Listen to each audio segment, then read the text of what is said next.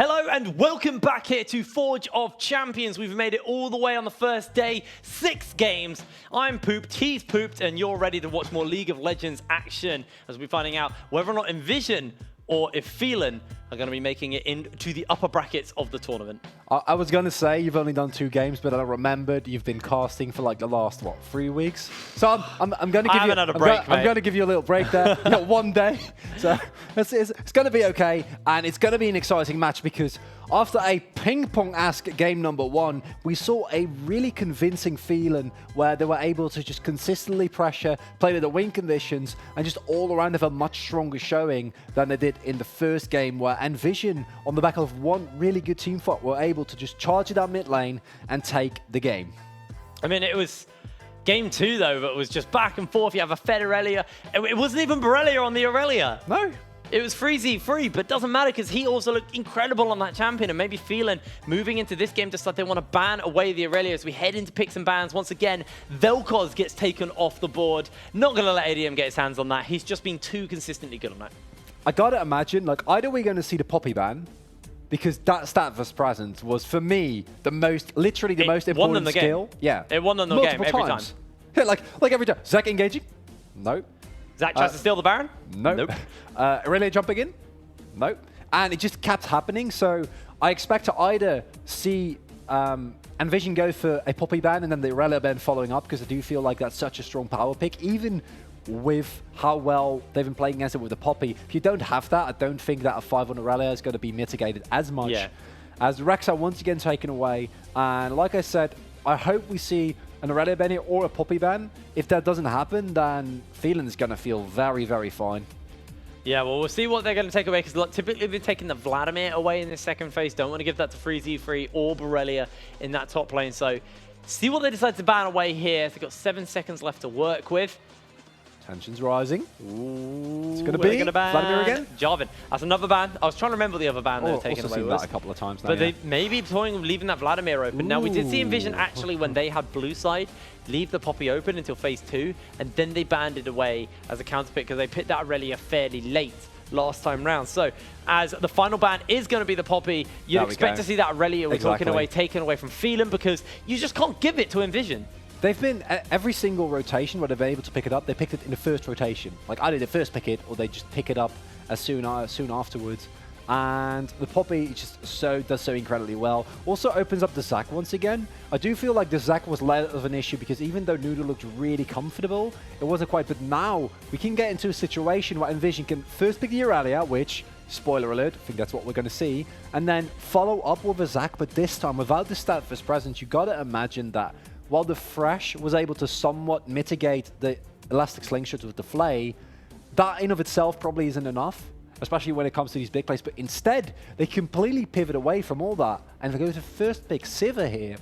And I find that weird because of the fact that they can flex the Aurelia between the top and the mid. We've seen both Borrelia and 3z3 have incredible games on that champion, but putting priority on that Sivir, looks like they want to kind of press the go button fight comp and see what they're going to look to build around that, because typically, I mean, when you think of an Aurelia, you think of a different kind of jungler than a Zac, because Zac doesn't need to speed up to get into the fight. So maybe there's something else they've got in their pocket. But this was being banned away consistently as the Poppy took the spot. Snuggly's going to get his hands onto that Morgana that's been taken away 2 games in a row from him.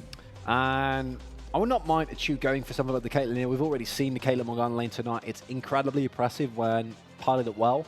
And I think that Chu and Snuggly have really been one of the highlights for me from Phelan Gaming.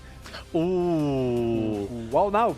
That was open. Maybe that was why they were scared of picking up the Aurelia, because can absolutely smash that champion in the 1v1, especially in the early game. It is Renekton's strength, is these early game skirmishes, and Aurelia needs just a little bit to kind of ramp up. She's not like a level 1, level 2 power spike champion like the Renekton, who can just jump on and blow her up. So see what their counter picks are, what their options are coming into this section of the pick phase here for NVision, as the next lock-in is going to be Singed. Wait. This is actually locked in. There's no proxy picks. So this is a Singed pickup here for Borrelia. I did not pick here, or like not identify him as a huge Singed player.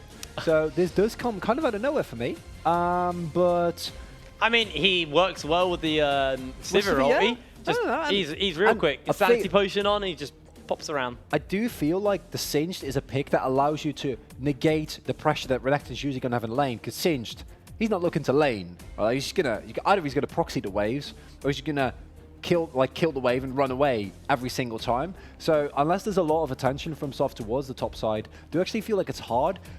NVision, though, they're kind of scaring me because you see Sivir, you see Karthus, you see Singed. Singed isn't great in the early game either.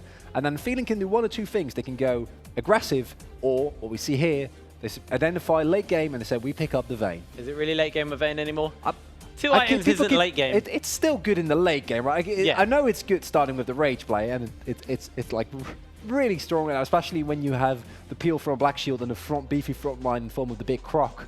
But it is also still a late game carry. It does give them late game now. It does kind of like make questions for me, because I want to talk to you about like this Morgana Caitlyn you kind of hinted at that has such an impressive lane. But now you're picking into a Sivir who's going to be able to shove the waves. You're on a Vayne who has typically fairly low range as well. You will kind of fall victim to the shove, depending on what NVision decide to kind of pick up as their next pick, as their support pick to kind of pilot alongside with this Sivir. You could go for the likes of the Karma and just get loads of poke and shove. I was about to say. There's quite a few things open to them here. I mean, they could also opt in for that Braum once again as well. Did have a good game on that. It's a little bit harder to kind of run the Braum when you're playing into the Morgana, because as those concussive blows start to stack up, that's the person who gets the Black Shield, and you're nice and safe. So curious to see what is going to be coming through as the Thresh, the Aurelia has been banned away, the Zoe taken away here by NVision, the last ban. Questioning, are they going to actually look for another mid lane ban and maybe just make this a Karthus mid, as it takes Soft off the Elise. I forgot the name. Yeah, I forgot the name. Fine. Yeah, spied the lady. It's late. Good enough. It is late. And Elise, even though they were not able, like the field dive is really a big point for me, where we saw that they have a really rough go at it, as the Kha'Zix gets picked up here. So a lot of assassination potential, which is nice, but I'm really wondering what the support pick is going to be, because as you said, I would love something like a Karma where get even more speed up in combination with the Singed, with the Sivir. You just run head first at them, and there's also still flex potential. I expect Karthus to go to the jungle, but it's not completely impossible to go into the mid lane, or maybe even, I guess with the Sivir locked in, it's not going to go to bot lane, but maybe we're going to see the mid lane Karthus in with the Sejuani locked in. Look at Borrelia summoner spells, and look what's open. It's the Hecarim. A Hecarim. Hecarim is open. How would that work? Would that be, so that would mean that we have a Sejuani support. Yeah, hold on. Sorry. Yeah, that doesn't, like, I want the summon it. I want the Hecarim to get picked up. Oh, wait, no, because he can still go Ghost on Singed. Yeah. Okay, so going to lock themselves in the Zillion, helps with that shove, gives a fair amount of safety once you got that for 6, and you can use the Resurrection. So do lock that in. I got baited really hard by seeing a Ghost I was about to say, I was like, oh, wait a minute. But I guess he's going to be speedy. I guess it could be really Sivir ulti, he's got the Insanity Potion and Ghost. And the Zillion. He's got his Nikes on. He is going to be absolutely bolting it around the place. All right, Phelan rounded out their comp, looking for a mid lane. ADM had such a good game when he was playing that Syndra in Game 2, the Scatter of the Weeks onto 3z3. While 3z3 was 5-1, that wasn't actually off the kills on ADM. It was from rotating around the map, putting pressure down. And now it's the Syndra versus the Karthus. It's been a while since we've seen Karthus in the mid lane. Most people have been running it jungle nowadays. Especially like teleport Karthus, this is greedy, right? Because you're not going for something defensive, you're not going for a cleanse, you're not going for a barrier. And I think that cleanse against just Syndra isn't the greatest, but not getting any defensive summoner against a Kha'Zix and a Syndra, you're taking a really big risk here. Like if it pays off, we've seen what Karthus can do, and I have a hard time really imagining like the. Imagine you just go for like a 4-1 split push here as NVision, where you send the Singed off. He's going to do what Singed does, which is run around, be an absolute nuisance, where you have so much engage and disengage in the form of the Karthus. It's really hard to engage on top of him, to come up with the Sejuani, with the on the hunt, and then the speed up from the Zillion. There's a lot of tools for you available there, but it is a risk that you're taking because, as you said, I do feel like as the game progresses, the Syndra is really going to lose in value, because mostly about the Zillion ultimate, because if you use your unleashed power, like you kill someone and you just get brought back immediately, it's going to feel really bad. And the Kha'Zix as well, but it's going to be a long while before we get to a point where that happens consistently. The key thing is also the Scatter of the Week as well. I mean, we saw ADM consistently land multi-man Scatter of the Weeks, but were interrupting potential picks. And obviously the Steadfast Presence stopping the stopping the Zac engage. It was then the turnaround from the scat of the week that was actually winning Phelan those fights. So they had really good disengage and they had really good actual kind of turn after that. So that's what I'm going to be tracking here for Phelan, because with this Syndra, with this Morgana, you can look to lock people down one after the other and just go for those picks and look to blow people up. So it's going to be quite an exciting game coming into our final game here on the Rift, as we do already get on to our 6th game here at Forge of Champions. The first day of the tournament has already gone all the way. It's been spicy. It's been spicy. It's been dicey, even though Orcs isn't here. And we're going to see some slicey dicey from Aragon here on the Croc. Although I do feel like the Singed matchup, once he's able to get to that baseline tankiness that you know he's capable of, it's going to be really hard. So I want to see some early game punish come through. And the Kazakhs here is something that we haven't really talked about. I quite like the pick, and that it allows you to go for these assassinations in the mid-games, especially combined with the pick from, say, a Dark Binding or a Scatter the Weak. But it is something that you need to find consistently. And if we get into a mid to late game scenario, the combination of Karthus, Zilean, and a Sivir is just incredibly strong. So what I'm hoping that we see it from Phelan is, once again, what we saw them do in game number 2, where in the mid-game, they just put on so much pressure and generate so much tempo that NVision are not going to be able to hold their own. All right, well, this is the power of Karthus early. What you do is you do just queue onto that back lane, force the wave up. It was one of the things that I believe Froggen and Faker were talking about, actually, how Karthus is an early game counter to LeBlanc because he outshoves her for the first few levels. So what he does is you walk up, you spam Q on the back wave, you spam Q on the front wave, and just force her under turret consistently. Obviously, it's not a LeBlanc this time, but just for anyone, in this game. For anyone who is curious, you can use it as a pocket counter, but obviously do expect to get blown up post level 3 if you're playing too greedy. But Borrelia actually playing in the lane, not going for the proxy at the moment. And Nudalicious is walking on top of a ward. We see Soft, a lot of pings going down with a priority for Achu and Snuggly. He can really contest that, and he recognized that as well. So we're going to see Soft pick up the bot side scuttle as Nudalicious just slowly makes his way toward top. And no double scuttle start for either jungler here. So Soft picks that up, makes his way towards his blue buff, and neither of these junglers are really early game junglers, whereas something of, say, the Rek'Sai or the Jarvan, you'd expect some early ganks. Kha'Zix is more than comfortable just farming up to level 6 when he gets his evolves, when he gets camouflage and is just able to weave his way in and out and find those assassinations. Well, you are seeing already with this kind of double range matchup in the bot lane, but you've obviously got the extra range from the likes of the Sivir. You've got the bombs to work with, so much poke. The Chu already going a little bit low, dropping a little bit of CS in this lane, but a wave is crashing in for the moment. Now FreeZ3 being pushed up by ADM on this Syndra, now being forced to maybe drop a few minions more than we'd like to, but he's okay for the moment. And Aragon, this is rough, dude. Like, what do you do here? You're playing against Singed, you're having a really bad You try to go aggressive, and he just puts down the super adhesive, I believe it's and he flings you. And he flips you. Or, well, he doesn't flip you, just the super adhesives, and then you can't slice and dice onto him. And he runs away. And if you chase him, what's rule number 1 about playing versus a Singed? You never change the Singed, no matter, because there's going to be so many situations in which it feels like, no, but this is the exception. This is when I should chase the Singed. But that's never right. You never chase the Singed. You never chase the Singed. Even if you're tired, closing in on, what time are we at? 11? 11 o'clock at night. It's exactly 11. As soon as you said it, it actually ticked over on my phone. That is awesome. Got a proper internal clock.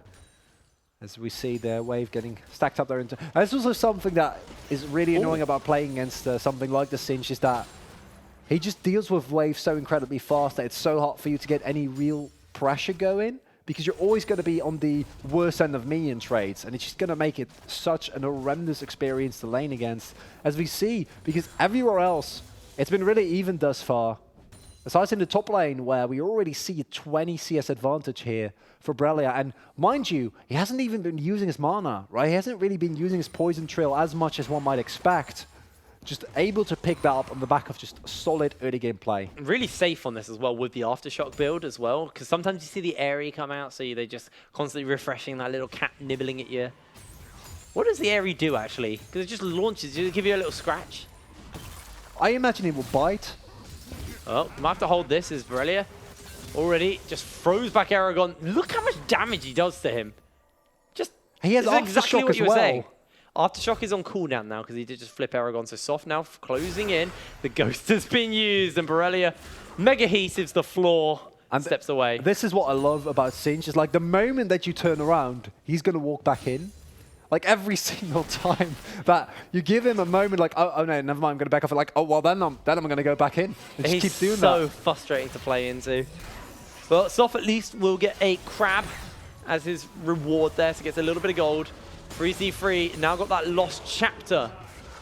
So not going to be the tier build in the mid lane. I was curious to see if it was going to be the tier or the Ludens build, but we are opting into the Ludens here. It does give an earlier spike from the tier on that Karthus, but does also mean you have less mana to work with. So you can't just jump into the enemy team with the Eon constantly and just look to chip away. Is the burst build over the mana efficiency build. Don't mind the burst build. I feel like with the Sivir, you're going to have a lot of damage as Spark. Doesn't be careful. Really Phelan, Knight's gone down, it's flashed away. The binding gets blocked up as Chew gobbles away. Spark is forced to use both summoner spells, but Chew also uses his. Summoner spell trade in favor of NVision, but Phelan still come away happy. They've got pressure in the lane.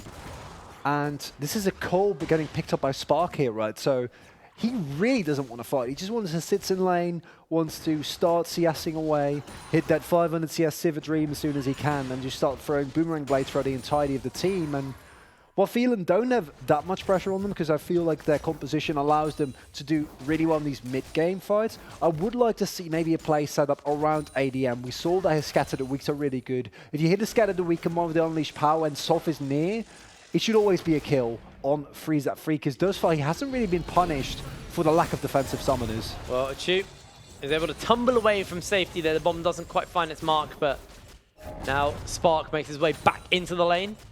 We got UK Mildale here. I want to have a little talk about this guy. I don't want to actually have a talk about Mildale. I just want to talk about his name. I want you guys to get in touch with us on Twitter using that hashtag #ForgeChampions and let me know, at me as well, at HitBraincasts, so I can see them. I want to read them. What is your favorite meal deal? Do people really have like a specific favorite one? Oh man, yeah. You do? I do, yeah. That's crazy. I'm not that well ingrained yet. I'm big on the Tesco one. So a lot of people go for Boots, but I'm big on the Tesco meal deal, where you get the chicken and bacon sandwich. Okay, that sounds good. With a drink and some crisps. That will go. That's the one. I bet you that will go really, really well right now. So like I said, use that hashtag. You can see it in the bottom left of your screen. Hashtag #ForgeChampions at HitBraincasts, and I'll have a chat with you guys about meal deals. That's some proper culture right there. I mean, if you were hanging around the UK, man, you'd develop your favorite meal deal. That's all I'm going to say. I kind of feel bad now that I don't. Borrelia is actually just kind of smashing Aragon here. Actually forces Aragon to use the ulti, but Borrelia just pieces out. Yeah, and Dominus is nice when you can use it to make some big plays clear the wave. But yeah, when you just clear the wave, doesn't feel great. Softo, he's there, and with the ultimate gone, there is a lack of survivability. Remember, the fling is going to give him a lot of survivability, but there's no flash available. Yeah, he's already used that fling. The Ghost is down, and don't ever chase onto the Singed. Even if you can stun him, the Requiem comes forward, and Aragon finds first blood. This time was the exception. This time it was a good call. A double flash being used there. And the Requiem, not enough. I thought that maybe he was going to get a bit of a bigger chunk. But in the end, it was just a Dark Harvest stack, which is basically the consolation prize that you get as a Karthus when you don't quite get the damage you were looking for. And this is one of those situations where the upfront damage and the lack of a flash, as opposed to a Ghost, is what we saw here, just doesn't work out as well. But I mean, you lose nothing. Like, he just TP's back into lane, poisons the wave up, clears it up. He's still got himself a CS lead after that gank. And there's not even, like, Aragon is going to be forced to teleport back into this as well, because if not, that wave is just going to be completely gone. There it is. He has to. I was wondering if he didn't teleport, maybe we'd see Borrelia go for the proxy, but decided not to. Could have Soft hanging about, so just pushes the wave in. He's still very happy in this lane.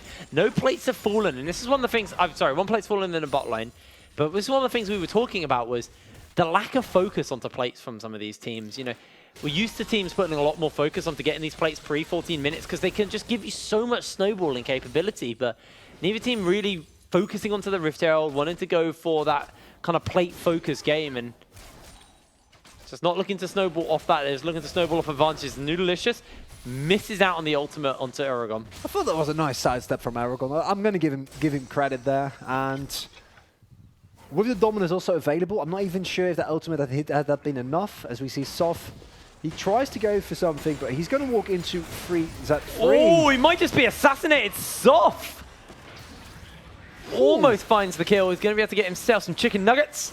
Clear that camp up. And ADM now pushing up this mid lane. He's looking to try and get himself some plates. He's able to get one, has a bit more of a wave to work with, but Noodalicious does know that Soft is there as that ward finally gets cleared out, and Noodalicious now will regain some control there. I feel like you keep coming back to food analogies. I'm very hungry. That's understandable. This time, though, we will see more plays getting picked up. The gold deficit for Phelan finally breached, as the top lane deficit has been more than equalized by the amount of plates now picked up in the mid lane. Because even though FreeZ3 didn't get taken out there, he also wasn't really able to stay in the lane. And now we see Spark and Meal that fairly low on mana. And with Noodalicious hanging around, I don't expect to see a lot of action here unless they really want to go for something. Well, the Binds do actually find their mark onto one as he jumps over. Chrono Shift has been used early. UK Mealdale. It's going to be A-OK now. Just walks back out, and it's a nice force. And with the flash and the heal available once again, we can see Phelan make a big play towards the bot side here. But Noodalicious, he's going to stick around. He doesn't want anything to happen to the Spark. And of course, one of the big benefits of the Civ is that it's so easy for you to just keep shoving in the waves with the Boomerang Blade. Taking some harassment there, but they look to be fine.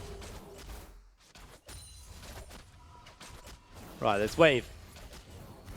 Going to be held here. Again, plates. Not been too focused. ADM has been able to get 2 in this mid lane, so it's starting to get pretty comfortable on this Syndra with the Luden's Echo finished up, while FreeZ3 Requiem's available, but no Luden's Echo, so still a little bit behind. So we do turn our attention towards the junglers that are just clearing out their camps here. Borrelia, he's right in the top lane though. That CS deficit is starting to close a little bit. It is. And, you know, once you get some armor, some health... Oh, Unleash Power. That's just going to be the end of days as the double bombs connect. Instant cleanse out, trying to get that damage down for the moment. Forces the flash out. Requiem is not going to be used here by FreeZ3 as they find themselves yet another kill. It's a 2 for none in favor of Phelan. Nice flash there from ADM, able to dodge the Glacial Prison. And this is what we talked about earlier. Yes, Scarface is good, but if a Scatter the Weak ever hits, you just get Unleashed Powered and you're dead instantly. There is no counterplay to that. You don't have a barrier, you don't have a cleanse, you don't have anything that can keep you alive through that. And ADM is making great use of that, and this is the snowball that Phelan was able to find in the first game. And now, turn the deficit into an advantage, pick up your second Drake of the game, and they're starting to look better and better here. No, she'll be able to pick up this Mountain Drake nice and simple. They've had good control of those as the next Drake will be a Cloud Drake. A double Cloud for Phelan would actually be really nice. It means they can rotate around with all that combat movement speed you can get as well. It means chasing the Singed is a little bit easier. As Borrelia just back into this top lane, back into the farming. That's the real takeaway. You can finally change Sins to feel good about it. That Mega Adhesive is so annoying. Since they put a ground on it, it's so annoying. Singed in general is just like that. I really commend Riot for just designing a champion that is like Zillion has a kind of a reputation for that as well, right? Because his ultimate feels so anti-fun, but Singed is the top lane equivalent of that. And I mean, Singed just plays differently from like any other champion in the game. Like he's entirely unique on that front. Like he is just his own. It is literally you just play PvE. Yeah, and people sometimes die, but. First Turret Blood will fall down here in the mid lane. ADM doesn't actually get that last plate as the plate did just wear off, but Rift Herald now being killed once again. All of this series, post 14-minute Rift Heralds have been taken. And you have a Kha'Zix. He can do this a lot earlier, but quite content just taking it now. Going to steal away this blue buff from Noodalicious. And the question is where are they going to use this Rift Herald? Are they going to use it to try and get some gold onto a Chew, get that 2-out Empire Spike on the Vayne as quick as possible? Spark, great spell shield. Making sure that he doesn't get tagged there. And I would not mind it being used in the mid lane, even more pressure there, although they are taking a bit of a risk Top lane, it doesn't seem like it's going to be very effective unless you can get an initial kill on Borrelia, who, as you say, no more real gold advantage for him anymore. And I think that as the game progresses, we're going to see that spike upwards again. But we're now reaching the point where the Renekton is incredibly strong. Great Black Shield actually blocks it out. The Requiem's coming down, and Achu might just be forced to heal here. Auto attacks come down, and Spark maybe chasing for the kill. Underneath the tower, goes in and finds the kill. Dies to the Tormented Soil as Snuggly secures it. A 1-for-1 bot lane. And a lot invested there. The Requiem has to be used. And there we go. Look at that ultimate. That is still available. He trolled. That's not what's supposed to happen there. And a little bit of a miscommunication perhaps where Spark, he hard commits there. Gets the kill on Achu, which feels really good as he now finishes Essence Reaver, but then doesn't receive the Chrono Shift. That means that he just kind of looks awkwardly, looks at the turret, and dies. And that's not the way that you want those kind of place to go. An assist now picked up for Freeze@3. And that's going to feel good for him, as he's going to be able to stack more of that Dark Harvest, which is what you're looking for. Borrelia trying to get some pressure on this topside turret. And the next dragon, I think, still a little bit off here. You got a little bit of time. Now, ADM. 2 more minutes. Makes his way back to the mid lane. You saw Soft actually try to push the wave out because he was thinking about Rift Heralding there. Does not go for it for the moment. Still got a little bit of time. Half of its cooldown has been used, so needs to think about placing it fairly soon. You can see that Cloud Drake spawning up in 1 minute 40 to work with here. So Phelan now rotating multiple members towards this bot side of the map. As Soft looks to find out UK meal deal. Chrono Shift is available. The bombs do connect as they force it out, but doesn't quite get the stun. Now the ultimate does connect onto ADM. Instant cleanse out, and Noodalicious stepping away. Aftershock's been a great stun by ADM. He does not have flash though as he tries to turn it around. Unleashes power and goes 1-for-1. Makes the best of a kind of bad situation that they go a little bit greedy, trying to get a kill, and ADM with the unleashed power in the end. That's enough, and more importantly, it buys time for the rest of his team, because Soft, yes, he was flashed after by Noodalicious, but he's able to make out his own way thanks to his own flash and the Blast Cone, and now we see the Rift Tower getting popped down bot lane, and Achu once more. Achu's jumping forward. Look at that damage he's putting down. Soft secures the kill. Now Noodalicious goes through, and Soft finds a double kill. Phelan are running away with this game at 17 minutes. They will take yet another turret, and they have more charges to work with.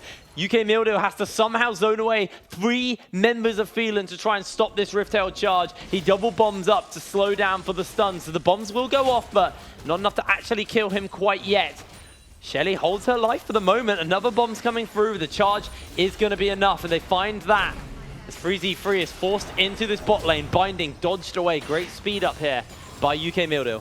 And Achu, right from the get-go, we talked about you kind of lampshaded. It's like Vayne. She's not a late game character. She just has a Blade of the Ruined King, but already Achu's showing he's not afraid. He dives forward out underneath the turret, has the backup from the rest of his team, and they execute that dive cleanly. They're also going to pick up a Cloud Dragon here, and it's starting to look like the feeling we saw in game number 2, where they're just able to generate so much tempo that it's really hard for NVision to deal with. And I'm starting to wonder here, Brain, whether we're going to see a repeat of the first match of the day, where the first game was won by the open team, but then the next 2 were taken. Well, she's looking for something onto Borrelia. You can see Noodalicious on that flank. The ground effect has gone down. A great ulti to pin Achu into place, as almost the Condemn spelled the doom of Borrelia, but wasn't going to be. So Achu lost a lot of HP there. The poison really doing some work. And I want to talk a little bit about this bot lane, why Achu has been so comfortable. I mean, when you got the Black Shield, the double bombs, it's so big, but they find the damage. Achu jumps away. The Requiem comes forward, and in comes Snuggly. Achu stays alive. A great Black Shield, but not enough to hold him. The kill gets secured by Noodalicious. And this tower will fall as the victim here. NVision come up on top. Continue. I was just going to say the Black Shield means you can play safe around the fact that... I mean, they don't want me to make this point. It's clearly wrong, because they don't want me to make this point. As ADM on that flank, Scatter the Weak, stuns up one, slowed down into the ulti. Borrelia with the Nikes, forces the flash out from ADM, as in comes Freezy3. No ultimate for him, and he's isolated. The Scatter the Weak does pin him in place, but the health bars are low. The Unleashed power, not enough to secure the kill. The Binding doesn't quite find its mark, and Aragon now slicing and dicing forward, looking for Borrelia as he flashes over, and Soft secures the kill. Phelan find 1. And in the end, it's a 1-for-1 trade there for Phelan. The Baron is about to spawn, but that seems a little bit overambitious. But as you say, Noodalicious gets tagged there. Aragon, He doesn't really want to go in. There's not that much vision, but it's Soft who's coming up huge consistently, and this Kha'Zix has been able to build up a 30 CS lead here. And again, we said it so many times, the Sked of the week, the unleashed power. Freeze@3 has to use his flash just to disengage there. They've got Baron and a Vayne. They got to Blade the Ruin King Vayne. Yeah. They can do this. They're going to cut through this nice and quick. ADM playing zoning duty. That Requiem's not available. Baron is actually liquefying here at 20 minutes to Phelan. This is very, very fast, as they are going to be able to take that out. Now the chase could come forward. Newdelicious has that Glacial Fissure, as they do get a great Black Shield off. Phelan on the sideline. They're trying to get that damage, but Phelan is low. Snuggly's running away. The bombs are on. Already a 1-for-1 trade here. Is a Chew. It's critting. It's rinsing through members. A double kill picked up, though, as he goes golden for the moment. Spark will try to turn it around to Aragon. Their health bars are low, but watch out for Soft as he looks for Newdelicious. Phelan, find the ace! But in the end, I don't even know if that's worth it, Jake, because you give up 4 of your Baron buffs that you were just able to pick up. So yes, it's a nice pickup there for Phelan, a great Baron call. But in the end, they give up almost everything, and Soft stuff isn't available. You still get the Baron, and you get the push here. So it is a favorable trade. But to be fair, the NVision can still win a team fight like that on the back of a great teleport from Brelio, draws so much attention, and a Chew who now does have the Rage Blade available but didn't have it there yet, means that they don't shred through him that fast. And now Phelan, 6k gold, firmly in the lead, and they dictate the pace of the game here. And yeah, it does stop like a 1-3-1 potential come forward for Phelan, but they do get that turret. You have a 6-0-2 Carthus. The Rage Blade and the Blade of the Ruin King now finished up for a Chew off the back of that big ace. And it's looking scary here for NVision. They had a great game 1. They had glimmers of hope in game 2, but Phelan bite back once again in game 3. And they're looking to smurf this right now. And as you said, Kha'Zix 6-0 into Edge of Night and Hax Drinker. So much lethality with the Serrated Dirk there as well. And he's just going to shred through every single person that isn't Newdelicious. Even Brelio you saw kind of evaporate there in a matter of seconds, as he's going for a build with a little bit more damage, as we see he's building towards that Leandries. But it doesn't mean that he doesn't have the survivability if you went for something like, say, a Righteous Glory second, where you have a little bit more utility. And we're seeing Aragon now with the Spirit Visage. I actually feel like in the lane, for now, he's going to be more than fine. All right, well, Spot pushes up this wave. He's going to try and catch it, but remember, Soft still has that Baron buff, so he is going to be the big factor as Borrelia tries to get himself turned around to. A Chew does a lot of damage onto him for the moment. Now with this Baron from Soft onto these minions, they're going to get a fair amount of damage done to this turret, but not enough to find the actual full secure. Good spell shield by Spark to make sure he doesn't take too much damage from Soft. But the 1-4 is what Phelan are opting into. And without the teleport available on Aragon, they need to be a little bit careful, because the Requiem and the teleport are available for Freeze@3, who obviously can't match Aragon in a 1v1 scenario as the bot lane turret falls. He will be able to just clear the waves as long as he needs to, because there is exactly no Baron buff. But now I feel like UK Meal he can hold on off on his own here.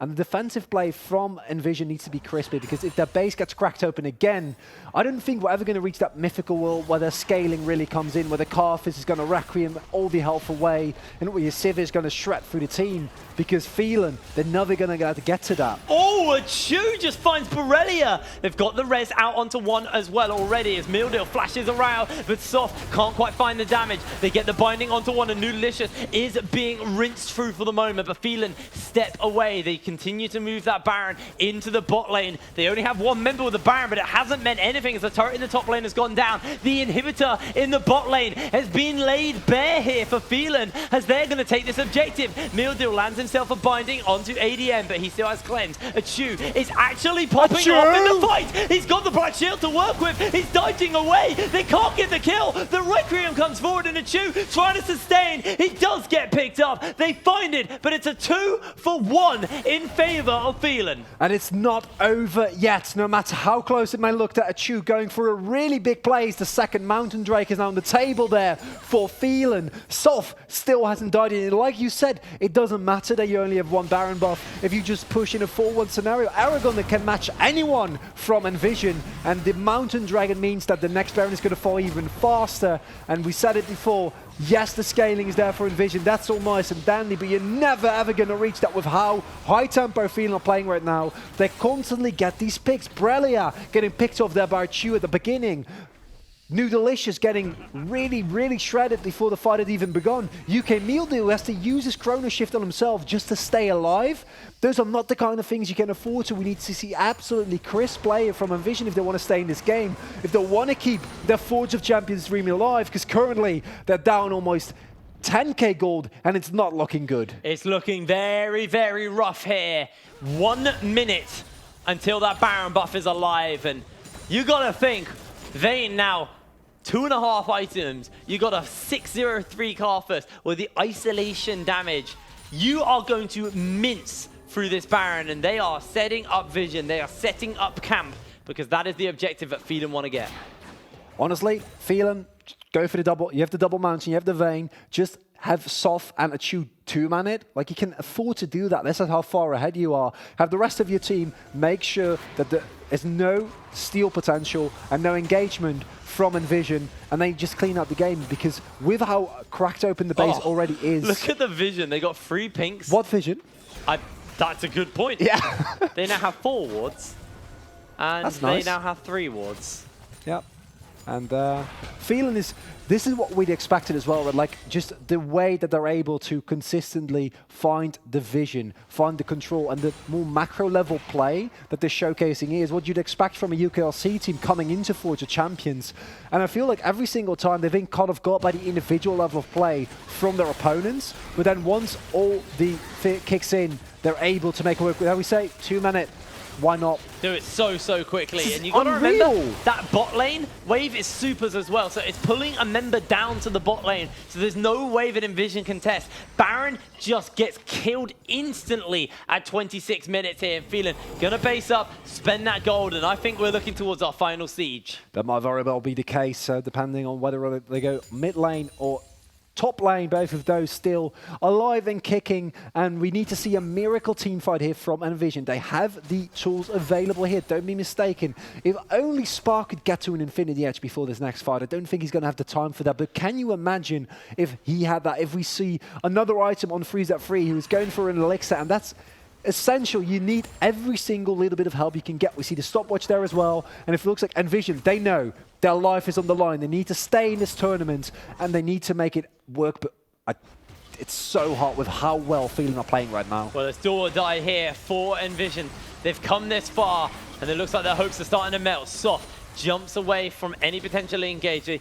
Mega Heat Adhesive has already been used by Borrelia. He's got that Crystal Scepter, he's got the Rhinos, but Freezy already forced away a great Black Shield. Now they're turning it around. The Phantom hits are on. A Tube blocks it up with the Black Shield, and Borrelia will just die. The Chrono Shift comes down, though, to make sure he stays alive. Unleash power onto 1, and you can already see Aragon is inside the base. He's looking to close the game right here, right now. While Soft on that flank barons up this wave in the mid lane. They're going to try and take another inhibitor turret. The Siege, the 1-3-1 is just too much here for NVision to handle. They can't hold on, but the health bars are low. A great Black Shield comes out once again onto a Chu as he finds himself one. The turrets are coming down. In comes the Requiem. A great stopwatch to keep him alive as Aragon takes into the front line, flashes forward, gets himself a stun off, and jumps away with the slice and dice. The turrets are falling down. All of the inhibitors will melt here. The dive comes forward, and Phelan look to book themselves a ticket to the upper bracket. They take out NVision in a crushing manner. And once again, it's the UKLC team that is able to, I was going to say is able to lose the first game, but loses the first game, but then recuperates. And I feel like Phelan did it even more convincingly than we saw the new earlier on, where it took a lot of time for Darkspawn to really find the win, whereas Phelan just from the moment that the second game began, I felt like they were in control. There were a little bit of sloppy decisions here and there, but the amount of pressure was simply too much for NVision. Well, it's a fantastic game for Phelan. They've put themselves a spot on the next stage of this tournament, which I believe is being played tomorrow, if I'm right. Now, obviously, Darkspawn, they have to take on Diabolus. Yeah. And I'm fairly certain Phelan has to take on M&M, but don't take my word for that. Hopefully, we've got a bracket I can bring up and have a little look at that and see where everything is going to be facing off. But with that, we've already got our first day here at Forge of Champions over and done with. 6-game day. Woo. It was intense. It's been long. Yeah, it was intense. Yeah, we've done a lot. We've done a lot. I mean, you've done a lot more than me, mate. Well, again, as mentioned previously, you've done a lot of casting over the weekend. I was just there to chill and watch. My voice is croaked. Yeah, I got 4 days. That's understandable. Oh boy, it's gonna be. It's gonna be a long week. It's gonna be an intense week. It's gonna be a fun week here at Forge of Champions. Now, if you guys want to keep in touch about the tournament, you can head over to our Twitter, LVPUK. Use the hashtag Forge of Champions and make sure you get in touch with us about all of the action that's going on. Like I said, also at HitBrainCast. Give me a shout about your favorite meal deal here. Unfortunately, it was out of date. They didn't make it through to the next stage. That's unfortunate. I wanted to see where you were going to take that. I'm trying to think of something, but I'm too hungry to really get anything done. I'm starving. But, there's more. There's more to go on here. Meal deal, right? There are meal deals, but there are also YouTube channels where you can watch all of our League of Legends action from previous Forge of Champions from last year, or the UKLC, which has just gone by. I'll use that, not use that hashtag, go over to YouTube and look up LVPUK, and you can catch all of our previous VODs there.